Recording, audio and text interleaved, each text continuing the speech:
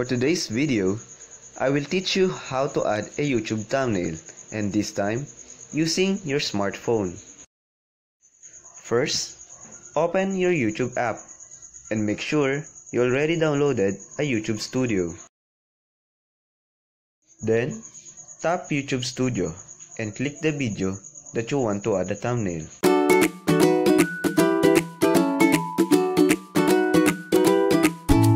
Next, click the pen icon above. You'll see another pen icon and click it again. Afterwards, click Custom Thumbnail and choose the thumbnail you made.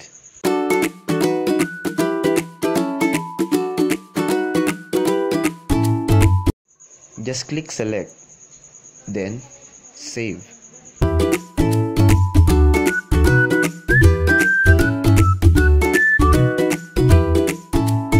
Now it's done. You successfully added a thumbnail.